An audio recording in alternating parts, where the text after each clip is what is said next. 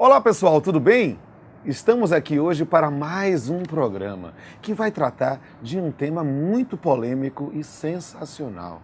Teremos hoje uma convidada muito especial, uma verdadeira musa do direito brasileiro, que eu vou revelar daqui a pouquinho. Está no ar mais um Papeando com Pamplona.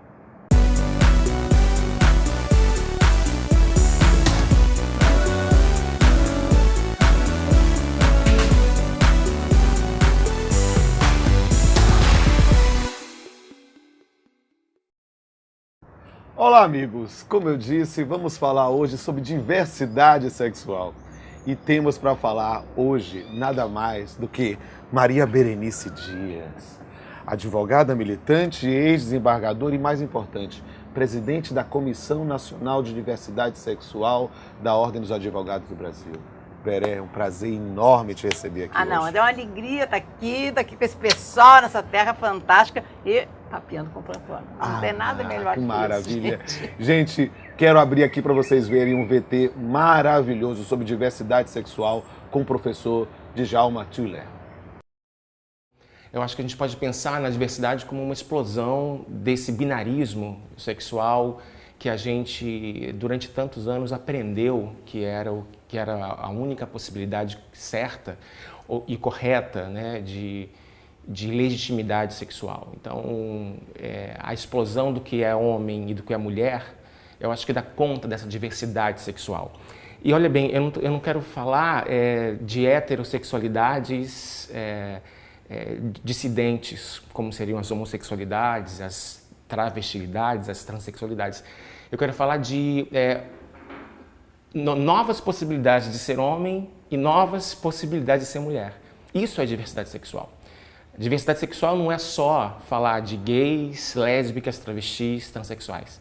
Diversidade sexual também é falar de uma nova maneira de agenciar isso que a gente aprendeu que era masculinidade ou feminilidade.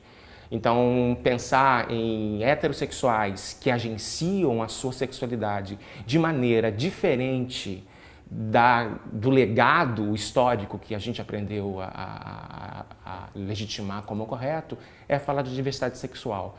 Então, a gente, por exemplo, hoje tem muitas pesquisas que falam de homens que têm sexo com outros homens e nem por isso se identificam como homossexuais. Essa prática, a prática do desejo é uma característica dessa diversidade sexual. E acho importante dizer também que isso é um traço do nosso tempo. Acho que com isso que a gente, com algum descuido, vem chamando de contemporaneidade, esse momento é um momento de quebra de muitos paradigmas historicamente definidos. Então, esse momento onde a gente não sabe muito bem para que funciona, para que serve a igreja, a sociedade, a família, a instituição, as instituições. Então, é nesse momento de descrença dos paradigmas, de revisão dos paradigmas, que a gente consegue perceber dissidências desse modelo hegemônico que constitui homens e mulheres. Então, esse momento é um momento importante para a gente, um momento que abre para ampliar isso que a gente chama de homem ou de mulher. Ou seja, diversidade sexual é ampliar a maneira de ser homem, de ser mulher, é ampliar a maneira de transar, é ampliar a maneira de agenciar a sua sexualidade. Bem, pessoal, como vimos nesse VT com o professor Djalma Tuller, nós temos que trabalhar esse conceito de diversidade sexual. E eu estou tendo aqui a honra, o prazer de receber Berenice, essa criatura apaixonante, para falar sobre esse tema. E Beré, quero lhe dar as boas-vindas e lhe dizer, meu amor, para que você abra para essa plateia linda que temos aqui hoje, o que é juridicamente diversidade sexual? Nada. Simplesmente não temos nada. Em primeiro lugar, nós temos uma sociedade conservadora e um legislador medroso que só está preocupado com a sua reeleição e, para isso, planta ideias muito conservadoras. Então, por incrível que pareça, nós estamos no século XXI, já tem vários avanços no mundo inteiro e no Brasil nós não temos nenhuma legislação, nenhuma norma legal que garanta algum um direito a quem foge do modelito azul, rosa, homem, mulher, casamento, enfim. Legalmente nós não temos nada. Que bom que nós temos um poder judiciário, né? Um poder judiciário muito mais arejado, muito mais atento a essa mobilidade da vida e que, bom, enxerga. E isso arrancou a venda, essa história da justiça de olho vendado. Gente, nada disso. A justiça tem que ter os olhos bem abertos para enxergar isso. E dentro dessa linha da inexistência de uma previsão, como é que entra aí um estatuto da diversidade sexual?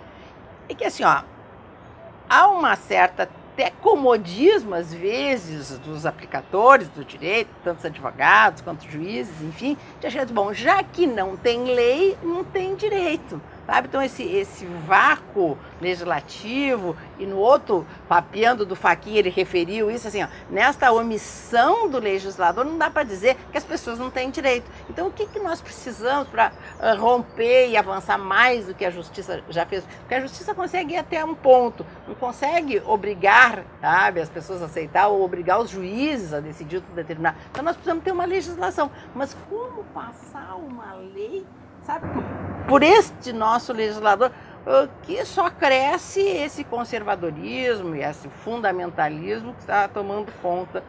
Mas esse é um tema importantíssimo. E dentro dessa ideia de um estatuto que venha a disciplinar a diversidade sexual, eu queria saber, você com uma grande cabeça sobre esse tema no Brasil, quais seriam as principais modificações, quais são os principais temas, quais são as principais questões a serem tratadas no Brasil em um Estatuto da Diversidade Sexual? O Estatuto foi elaborado pela Ordem dos Advogados do Brasil, por esta comissão que eu tenho o privilégio de coordenar e que elaborou um projeto de lei amplo, é o mais amplo do mundo, Pamplona. Não existe nenhuma lei que traga todos os direitos de todos os segmentos da população, que eu prefiro chamar LGBTI. Um monte de letrinha, mas tenta abarcar ao menos estas formas de diversidade que merecem algum tipo de regulamentação neste momento. Então foi feito o projeto e como não tem maneira de avançar, a ideia é apresentar ele por iniciativa popular, colhendo assinaturas, mas dentro da perversidade do nosso legislador, que para se apresentar um projeto de lei se precisa 1% do eleitorado, isso é quase 1,5 milhão de assinaturas. É muita assinatura, Pamplona, por isso nós estamos fazendo a campanha até virtual. Certo, mas dentro da proposta da OAB encampada, quais seriam os principais pontos a serem tratados? Bom, acho que assim, um dos mais significativos, nós junto com o Estatuto encaminhamos propostas de emenda constitucional. Nós vamos até mudar a Constituição Federal.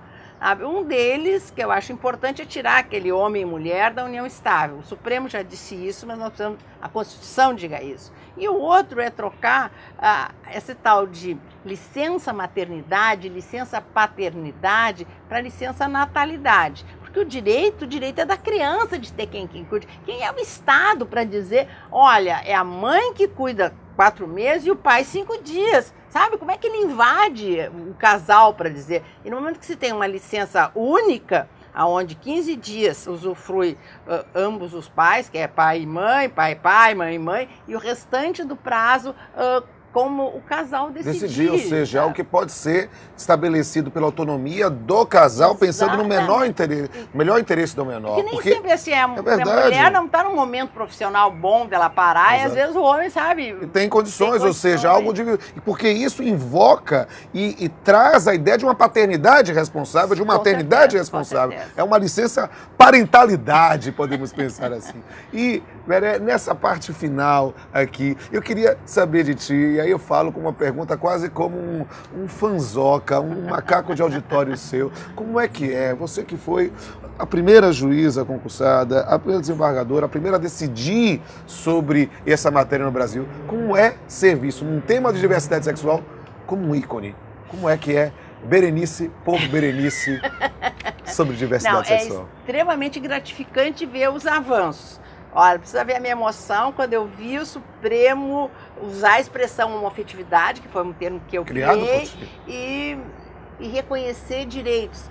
E eu recebi tantas manifestações, Berenice, e esses avanços, quem acaba conseguindo fosse tu, de uma luta que eu tenho desde que... eu fui muito discriminada para entrar na magistratura. E aí eu vi como dói a discriminação. Daí eu fui abraçando várias bandeiras. Eu preciso sentir na pele. Desses excluídos, sabe? De quem a sociedade não dá voz, não dá vez, a justiça vira o rosto. Então, assim, para mim, de todas as minhas lutas, essa que me dá assim, mais gratificação, porque é onde eu vejo um resultado mais positivo e mais rápido de tudo que eu já andei durante toda essa minha vida buscando reconhecimento. Que bom, meu amor. Que bom tê-la aqui.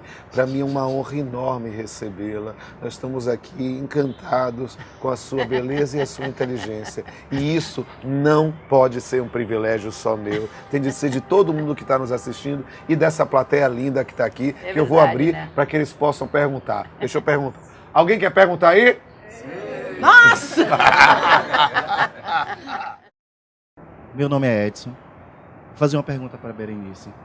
Qual a diferença entre orientação sexual e identidade de gênero? Muito boa pergunta. Ela vai justamente ao encontro da tese trabalhada pelo professor Djalma no VT. O que você acha, Berenice? Pois é.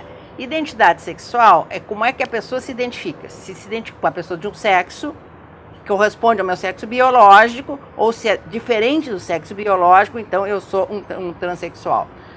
E orientação sexual é a pessoa a quem eu designo o meu desejo. Se é uma pessoa do mesmo sexo, eu sou um homossexual. Se é a pessoa do sexo, se eu desejo uma pessoa do sexo oposto, eu sou uma heterossexual. Meu nome é Camila. Gostaria de saber por que usar a expressão homoafetividade ao invés de homossexualidade. Essa pergunta é a cara de Berenice. Diga aí. Olha, foi um pouco para levantar um pouco do preconceito contra os homossexuais, sabe? Falava homossexual, só pensava em sexo. E o fato da relação é muito mais de afeto do que da natureza sexual. Daí, homoafetividade, que eu acho que foi o que levou esses grandes avanços que se conseguiu com essa troca de nomes. Concordo plenamente. Professora, meu nome é Márcio e eu queria saber como é que fica a questão do registro de uma criança intersexe. Bom, Márcio, do jeito que está agora, simplesmente nasce os pais e o médico decide operar, opera e registra com o nome. Agora, dentro do que eu sustento, que é como atualmente está sustentando, simplesmente não coloca sexo nenhum. Na Alemanha chama até sexo X, né, onde a pessoa simplesmente bota sexo indefinido. Acho que as pessoas não precisam ter um sexo Esse definido. É um tema definitivamente para evoluir, para pensar, porque nós precisamos lembrar que nós estamos saindo desse código binário de masculino e feminino como algo imutável, definido como um único caminho.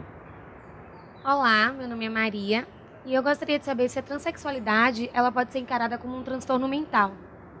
Ainda é encarada como um transtorno mental. E muito sustento que isso é necessário para a cirurgia poder ser feita pelo Sistema Único de Saúde. Mas há todo um movimento para isso haver essa modificação, porque assim, a gravidez não é doença e o SUS atende. Não tem por que não fazer essas cirurgias, sabe, pelo simples fato da pessoa ser transexual. Ele está buscando a sua identidade sexual. Olá, professora. Meu nome é Andréa. Eu pesquiso sobre direito da criança com intersexo. Gostaria de saber da senhora qual seria o limite do poder familiar diante da autonomia da criança com intersexo que precisa fazer a cirurgia para a definição do sexo. Andréa, olha, a pessoa não precisa fazer a cirurgia. Acho que é um conflito da pessoa, ela tem que poder optar, porque a pessoa não precisa ser ou do sexo masculino ou do sexo feminino. Eu acho que os pais não têm o direito de escolherem a identidade sexual do seu filho, determinar feito uma cirurgia, porque nem sempre o que foi escolhido vai corresponder à sua identidade sexual depois de adulto. O grande lance é verificar a autonomia dessa criança, a manifestação da vontade dessa criança, em que se ela é incapaz, é preciso esperar talvez um determinado momento em que se possa medicamente ou juridicamente dizer que ela é responsável por aquela decisão. O estatuto sustenta que só depois da maioridade é que ela vai decidir se ela quer operar ou não quer operar, porque ela pode ficar com sexo indefinido. Olá, professora. Meu nome é Rafaela e eu gostaria de saber se haveria um direito ao sigilo na redesignação sexual. Rafaela, há o direito à privacidade, existe o direito à intimidade. Então, o transexual que faz cirurgia, que acaba se readequando, não precisa revelar isso para ninguém, nem aparecer nos seus registros. E nem se for casar, precisa dizer, sabe, que ele é um transexual. Bom, se o companheiro não estava, ou o cônjuge descobrir depois, não acho que nem que cabe anular o casamento. Acho que cabe, então, um divórcio, não consegue conviver Essa com é uma isso. discussão bastante interessante, porque eu acho que... é uma ponderação de interesse na construção, talvez, da ideia de boa-fé, mas a noção da proteção à intimidade, a noção de um segredo. É preciso perceber que há determinadas coisas da vida do indivíduo que nós não queremos revelar para mais ninguém. E é preciso perceber que nós estamos garantindo a essa pessoa o direito de ser ela mesma. É que nem plástica, né, Pamplona? Será que antes do casamento tem que dizer que fez uma plástica para marido? Não precisa não, é mais ou menos a mesma coisa. Mesmo? Olá, professora, meu nome é Adriane. Eu gostaria de saber se o Estatuto da Diversidade Sexual trata de questões eminentemente de direito material ou também trata de alguma questão relacionada ao direito processual.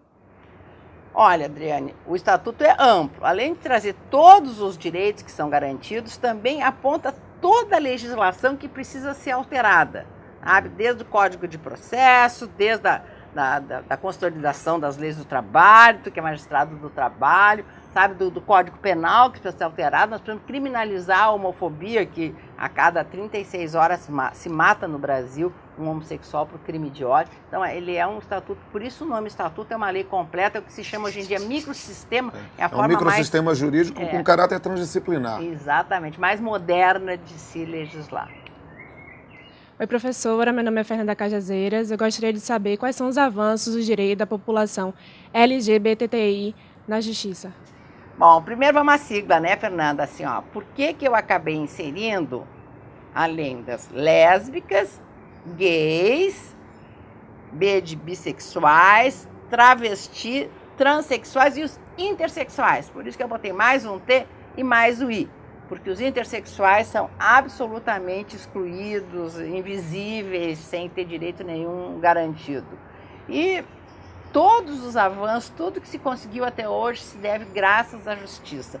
Então, para os homossexuais, para a travesti, para a transexual, a justiça tem concedido tudo. O que nós não temos ainda, e essa é a nossa grande luta nesse momento, os filhos desses casais ainda não têm nenhuma regulamentação, nenhuma norma, nenhum provimento, como já tem decisões do Supremo e resoluções do Conselho Nacional de Justiça deferindo o direito aos pares. Nós precisamos ver o que se faz com os filhos desses casais, que eles têm filhos, por adoção, por uso dessas técnicas de reprodução assistida, enfim, eles não têm o direito a ser registrados. Então, essas crianças não têm o direito à identidade, personalidade, direito a plano de saúde, a condição de dependente. Então, esses atualmente são os grandes desassistidos e é por isso que nós precisamos avançar e ter uma legislação, e aí a ideia do Estatuto. E é preciso dar visibilidade a esses temas e a essas pessoas, a esses sujeitos. E Berenice, é um prazer enorme te receber aqui. É um prazer monumental. Por quê? Porque graças a você, graças à sua luta, é que esses temas têm sido vistos. Eu quero dizer que foi um prazer enorme tê-la aqui, amiga. Foi uma prazer, alegria. Vocês prazer são todos todo meu. Você maravilhosos. é minha diva, é minha musa. Você sabe disso. Eu te amo, Pamplona. Eu também te amo, é recíproco esse amor. E quero dizer que essa luta de Berenice está hoje, e você pode acompanhar, você pode participar dela. Acesse o site www.estatutodiversidadesexual.com.br. Nele você poderá participar desse projeto, poderá participar dessa luta. E eu quero dizer que esse é um tema que realmente precisa de visibilidade. E dentro dessa luta por visibilidade, por espaço, eu quero dizer que mais do que falar de um ou de outro, o que todos nós vamos fazer é sair do armário. Saindo do armário. Não é fácil assumir o que se é, o que se pensa e o que se quer. É preciso ter coragem para saber a abordagem a se fazer a cada momento. Desnudar-se, mostrar ao mundo a sua afetiva proposta, não escondendo sua resposta. É muito mais do que um gosto, um desejo, uma opção. É descobrir sua essência, sua alma ou sua vocação. Sair do armário é mais que uma metáfora. É tirar a sua máscara e revelar qual a canção que embala o seu coração. Até a próxima.